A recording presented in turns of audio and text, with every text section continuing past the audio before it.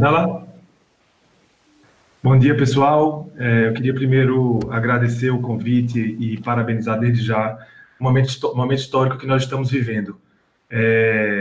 Pela primeira vez, estamos fazendo um congresso totalmente digital para tratar de tecnologia, inovação e cultura dentro do Poder Judiciário.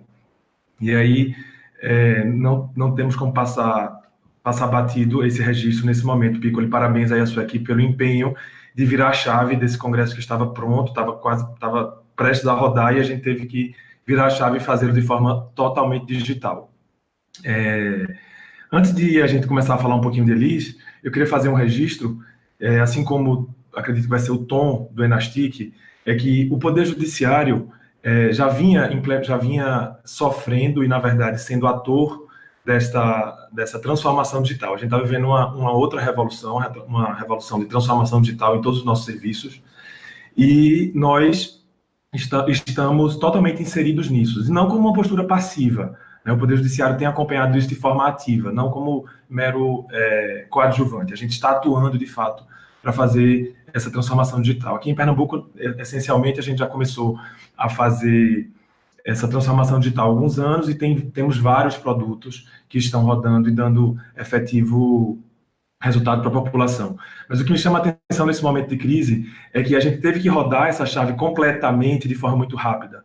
Por mais que nossos gestores sejam totalmente, digamos, seja um campo fértil para a inovação e para a tecnologia, para a transformação digital, nós tivemos que rodar essa chave muito rápido. A gente já tinha 70% dos processos basicamente eletrônicos, a gente já tinha várias formas de trabalhar, não era novidade o trabalho remoto aqui em Pernambuco, mas o fato é que, do nada para o canto nenhum, a gente teve que rodar tudo e todos os serviços tiveram que ser digitais.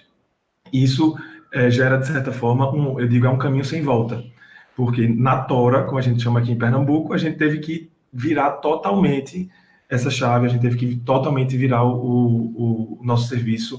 Na verdade, a gente está tendo que redesenhar o nosso serviço, né? A gente tem que ressignificar o desenho do serviço para um serviço totalmente digital. E aí, esta é a nossa, eu acho que é o grande mote, é o que precisa ser discutido, o que precisa ser avaliado no momento feito isso no Enastic. Vamos lá? Eu vim para hoje com a missão de falar um pouquinho para vocês sobre a inteligência artificial aplicada ao serviço da recuperação do crédito público, falar um pouquinho de Elis, que é um projeto que já tem pouco mais de um ano aqui no Tribunal de Justiça de Pernambuco, a gente já vem desenvolvendo ele há um bom tempo, e aí trazer para vocês como foi construído e também os resultados que foram obtidos. Vamos aqui para o slide. Está comigo ou está com o slide? Carlos? Como é que eu sei? Está no slide. Ah, não estava comigo, então. Agora está no slide. Vamos lá. Então, por que nós escolhemos a execução fiscal? Nós o fizemos por alguns critérios. Primeiro, por um critério técnico, né? Porque para se desenvolver qualquer agente inteligente, qualquer sistema que utilize inteligência artificial, a gente precisa de muitos dados. Então, a riqueza de dados, a quantidade de dados, ela é essencial para que se consiga uma acurácia, um bom resultado. Da mesma forma, a gente precisa que os dados sejam, de certa forma, parecidos, que eles tenham alguma similaridade, porque essa similaridade vai permitir um treinamento mais eficiente. Pelo critério também do foco nos resultados, né? A gente fez um corte e que, conforme dados do Justiça em Número, aproximadamente 80 milhões de casos pendentes no Brasil, e desses 80 milhões, 39%, aproximadamente 40%, são executivos fiscais. E essas execuções fiscais, 85% de todas as execuções fiscais que tramitam no Brasil estão nos tribunais de justiça. Na realidade, de Pernambuco, isso representa 54% dos nossos feitos, que quer dizer que nós temos quase 1,2 milhões de processos de executivos fiscais. Na vara em que eu atuo como auxiliar, que é a vara dos executivos fiscais municipais da capital, nós tínhamos, à época que desenvolvemos a LIS, um acervo de mais de 445 mil processos. Atualmente, esse número está em 358 mil processos, a gente tinha uma média de 8.240 processos por servidor e cerca de 6,5 bilhões em créditos públicos a recuperar. Diante desse contexto de identificar que era preciso investir em execução fiscal, a gente precisava analisar onde é que esse processo parava. Então, onde é que eu vou investir? Qual é o meu problema? A gente precisa identificar o problema para poder começar a produzir. E aí a gente já se utilizou de inteligência artificial no momento da identificação do problema, através de uma técnica que chama de mineração de processos, não é mineração de dados, que é uma disciplina incipiente em mineração de dados, em que se analisa o fluxo de processos através de inteligência artificial. Eu chamo vulgarmente, né, não tenho conhecimento do mundo todo em ciência da computação, inclusive atualmente estou cursando mestrado nessa área na Universidade Federal de Pernambuco, mas o que me parece é que eu coloquei aí Nelson Rodrigues, A Vida Como Ela É, porque seria a melhor comparação que a gente poderia fazer. Como é que funciona? Pode voltar para mim, por favor, Carlos. Quando a gente pensa num processo, a gente pensa num fluxo. Ele vai nascer em conferência da inicial, depois vai para minutar despacho, depois ele vai seguir um fluxo que é pré-desenhado pelo usuário, ou seja, por quem programa esse software. O que é que a mineração de processos faz? Ela ela congela determinado espaço de tempo, e aí ela consegue ver, não como se imaginou que o fluxo ia seguir, mas como de fato ele seguiu. Então, a gente não faz uma análise prospectiva para o futuro. Eu acho que vai ser assim. A gente faz uma análise de como foi de fato, e diante de como foi de fato, eu posso identificar erros, acertos, gargalos, o que é que foi bom, o que é que foi ruim. De forma geral, eu trouxe esse videozinho para vocês, que é um pouco ilustrativo. Vamos ver se está rodando aí. Cada um desses campos são uma caixa, que é a ferramenta que a gente utiliza. E aí, nessas caixas tem minutar despacho, minutar decisão, confirmar despacho. Então, tem um fluxo de todo o processo de execução fiscal. E vocês veem esse fluxo, essa passagem que tem aí, hora grosso, hora mais fino, hora intermitente, hora não existe. A gente começou a analisar, através dessa ferramenta, onde é que o nosso processo parava, onde é que o nosso processo tinha falhas, onde é que a gente perdia mais tempo e onde é que a gente era bom, onde é que eu sou eficiente e onde é que eu sou ineficiente. Se existe um fluxo que não é utilizado, ele precisa estar no sistema. Então, a gente começou a fazer questionamentos a partir da mineração de processos. Isso é uma área, inclusive, que o CNJ tem investido bastante, através desse nosso servidor da casa. A gente tem um servidor da casa que está terminando o doutorado nessa área, e aí ele está sendo, inclusive, aproveitado em âmbito nacional para isso. E aí, com base nessa mineração de dados, de processos, a gente conseguiu identificar 4 gargalos nas execuções fiscais. A conferência inicial, a expedição de carta de citação, a juntada de ARs e as constrições judiciais. E aí, a partir daí, o que vamos fazer? Foi instituído pelo tribunal uma comissão de inteligência artificial com a missão de apresentar um agente inteligente, ou seja, uma solução inteligente, num prazo de 60 dias, e nesse prazo de 60 dias nasceu Elis. Vamos lá falar o que é Elis. Elis é um projeto de automação apoiado por inteligência artificial para a agilização de processos no âmbito dos executivos fiscais. É muito importante frisar nesse momento que de nada adianta a gente ter um conhecimento criado artificialmente, ou seja, através de mineração de dados, se ao final a gente não possa replicar aquele conhecimento de forma de larga escala. Então, a gente associou 2 técnicas. A gente tanto usa a inteligência artificial para construir o conhecimento, como a posteriori a gente usa automação de trabalho, né, uma parte de automação para poder dar escala ao que foi construído, que foi categorizado, que foi classificado pelo robô. E aí nós temos o projeto em 3 etapas. Ele começa com a conferência, a primeira etapa foi desenhada para eles fazer a conferência da petição inicial, que é o nosso primeiro gargalo, criar esses processos, minutar e confirmar despachos de decisões, isto feito em 2 fases. Na segunda etapa, a gente conferida inicial, dado o despacho inicial e o processo seguindo para a citação. Quando ocorre a citação, ele volta para casa, para o tribunal, e precisa juntar esse AR, né, para fins processuais para o processo seguir. E aí a gente pensou na segunda etapa, que seria juntar esses documentos aos autos eletrônicos de forma automatizada. Essa segunda etapa não envolve inteligência artificial, é meramente automação. A primeira, sim, a conferência, essa tarefa de conferir petição inicial, isso foi feito por inteligência. E na última etapa, que a gente pensou que é o nosso último gargalo, é realizar constrições judiciais, Vacenjude ou Renajude, de forma automatizada.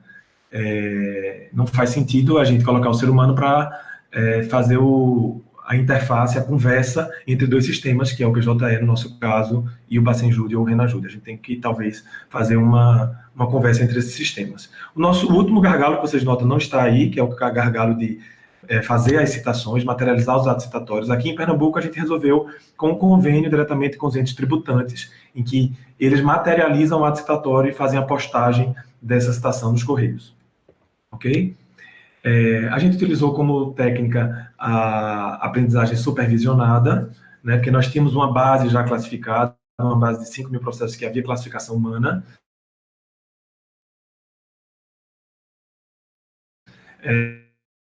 Entre algumas, qual tipo de técnica eu utilizaria?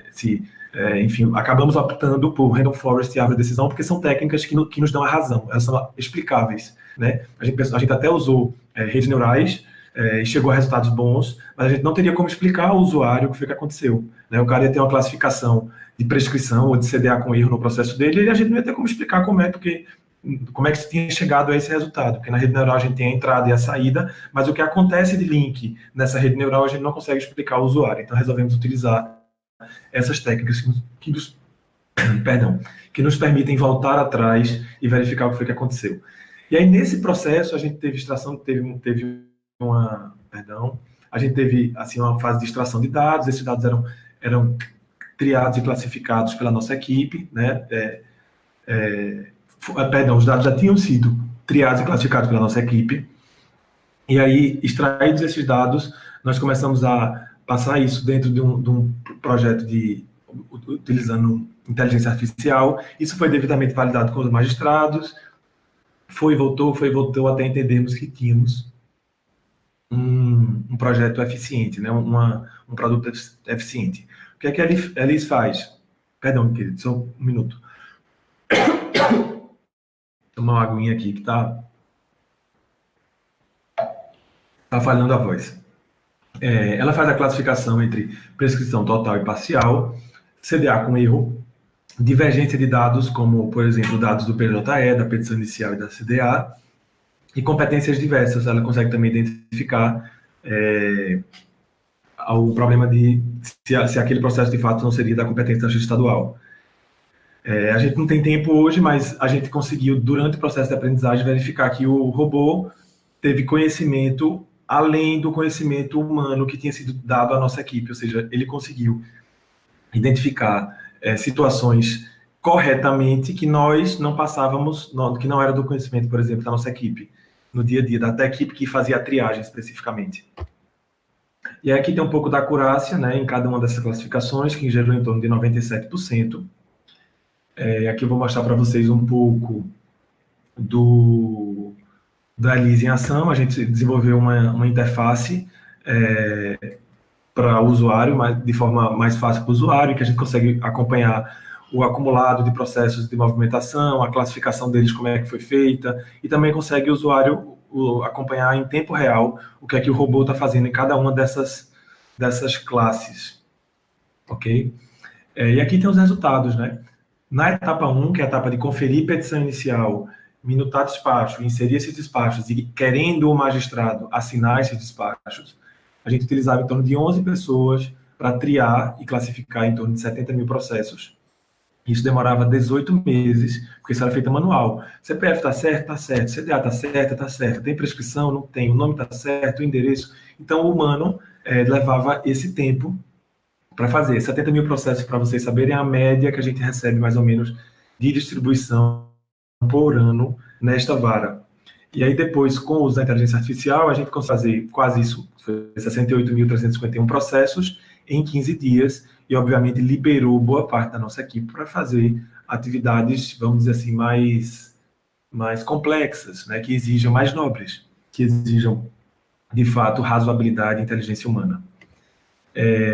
Aqui também eu já posso apresentar para vocês, esses dados são novos, a gente começou, desculpa, lá nas etapas eu esqueci de dizer, a gente já começou a etapa 1 está concluída e rodando há mais de ano, a etapa 2, aqui está errado, a etapa 2, que é a etapa de ARs, juntada de ARs, ela foi implementada no final do ano passado para esse ano, e ainda como resultado da etapa 1, a gente tem que foram classificados no total 104.284 processos e movimentados 94.620 até hoje.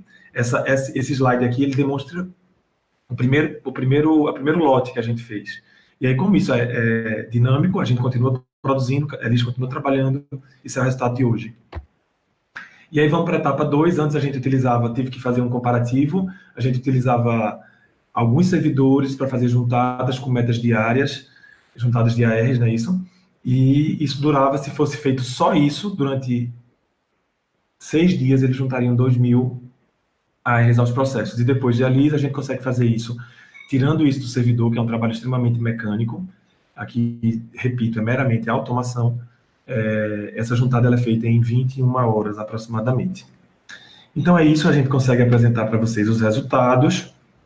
É importante dizer que Elis é uma ponta do iceberg do projeto principal do Tribunal de Justiça de Pernambuco de aplicação de automação e inteligência artificial no nosso negócio. A gente tem outras soluções que nós estamos pensando, construindo, discutindo, e em breve, se Deus quiser, nós teremos novidades para apresentar para todos os tribunais. É importante também dizer que a Elis, como a gente chama, está disponível a todos os tribunais do Brasil. A gente redesenvolveu a Elis toda em Python para que ela fosse dada escala e que todo tribunal pudesse se aproveitar. Então, ela hoje está disponível no Git do CNJ. Cada tribunal pode, em sendo o caso, baixar esse nosso código-fonte que está disponibilizado e, obviamente, fazer as adaptações para o seu negócio e se utilizar do que foi produzido por aqui. É isso, Piccoli. Acho que cumpri a missão que você me deu de apresentar a Elis para o Brasil. Posso me ajudar em mais alguma coisa, alguma pergunta, alguma ponderação? Doutor Faustino, muito obrigado. Na verdade, sim, pode ajudar. A gente ganhou um tempinho aí, porque, infelizmente, o doutor Messias não conseguiu conexão. E a gente vai ter um saldinho aí que eu gostaria de fazer 2 perguntas. Posso fazer? A primeira delas é dar umas pistas aí do futuro da Elis. Eu sei que você é um entusiasta do assunto da inteligência artificial, está estudando isso. Então, dá algumas pistas aí para onde a gente pode chegar com a evolução da Elis. Olha, com a Elis propriamente, assim, a gente sempre é focado no problema, Piccoli. A gente tenta procurar o que é que vai resolver o nosso problema, né? O nosso foco da gente é sempre o que é que eu preciso e, diante do que eu preciso, como eu posso resolver. Com essa perspectiva, às vezes a gente acha que vai usar a inteligência e às vezes não é necessário. Então, a gente não vai usar para dizer que está usando, a gente vai usar quando for necessário usar, né? Em relação a Elis, o próximo passo tem aí a terceira etapa, que é a questão de constrições judiciais em base em Jude e Renajude, que ainda não resolvemos como fazer. A gente tem aí notícia da experiência exitosa do Tribunal de Justiça do Rio, do Tribunal de Justiça do Rio Grande do Norte, também no TRF1, né, com o colega Rafael, e ao que tudo indica, a gente vai tentar conversar com todos eles e ver qual foi a solução que encontraram para construir ou replicar de algum deles, ou se for o caso, fazer uma nossa. Acho que a gente consegue aproveitar o que foi feito, de fato, não tem sentido fazer uma coisa nova se alguém já construiu algo. Então, para a Elis especificamente, a gente quer poder fazer a construção judicial, porque a gente chega a gente completa os nossos gargalos em execuções fiscais. E aí o que a gente pensa, vamos dizer assim, aí talvez eu tô até uma área que eu estou dando um pouco de foco no mestrado, é se a gente não poderia pensar do agente inteligente retirar dados do processo, chegar a conclusões e sugerir sentenças para casos simples. A gente está pensando inicialmente em desistências, homologação de acordo e cancelamento de CDA. Mas isso vamos dizer assim, a spoiler, está bem no comecinho, a gente está conversando. Não sei se vai ser associado a Elis, não sei se vai ser um novo projeto, não sei também como é que vai ser isso aqui dentro, mas são ideias que a gente tem. Hoje eu tenho meramente ideia, não posso falar que existe projeto, não há projeto.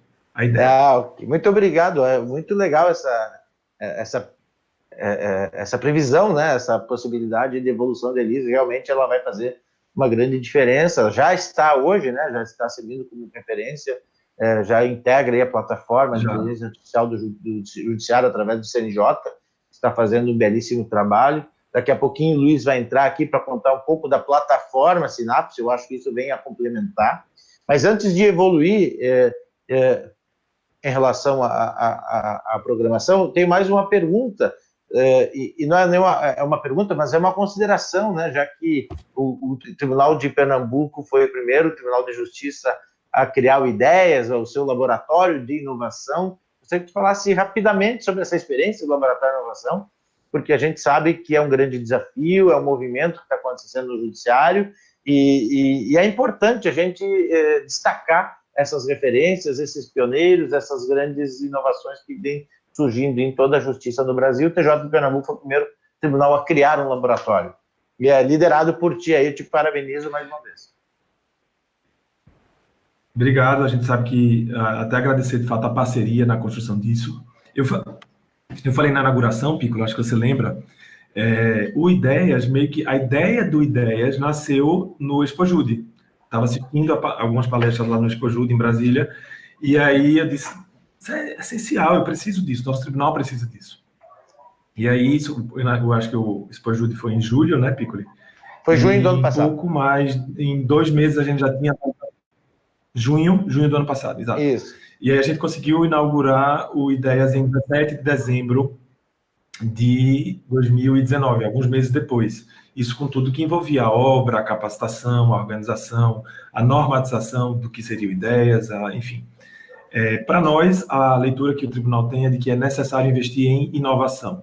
A gente não pode pensar em dias melhores, nosso serviço tem que ser paulatinamente consentâneo com o que a nossa sociedade espera de nós. A gente acha que no desenho que existe hoje, no serviço judicial, a gente aos poucos vai se distanciando e se deslegitimando enquanto poder.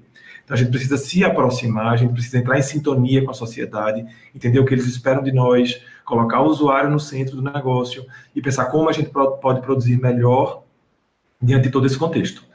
E é o que a gente está tentando com Ideias. Eu não posso, infelizmente, por razões, a gente teve o recesso judiciário no final do ano, e aí tem carnaval, e agora veio a Covid, então a gente não pôde ainda no Ideias produzir nada, até porque foi inaugurado em dezembro, nós estamos em março, né, agora em abril. Então a gente não conseguiu ainda produzir efetivamente nenhum produto, nenhum resultado efetivo para o tribunal, embora a gente já tenhamos feito algumas rodadas de inovação, alguns sprints de ideação, de pensamento, de prototipação, a gente já fez isso, mas a gente ainda não tem nada para mostrar. Mas a ideia, o que é mais importante do que mostrar algo nesse momento, é dizer, a gente incorporou a inovação como um valor na nossa cultura organizacional. Isso é muito importante para o tribunal, isso é muito importante para o Poder Judiciário. E aí, em breve também, se Deus quiser, a gente vai conseguir mostrar alguma coisa para vocês, trazer alguns projetos lá nascidos no Ideias. Parabéns mais uma vez, muito obrigado pela parceria de sempre, te parabenizo pelo trabalho que está fazendo aí, agradeço a participação nessa edição online do Enastic. Muito obrigado, doutor Faustino. Agora... Eu que agradeço, um abraço aí a todos que estão assistindo e até a próxima. Um abração. Até a próxima, obrigado.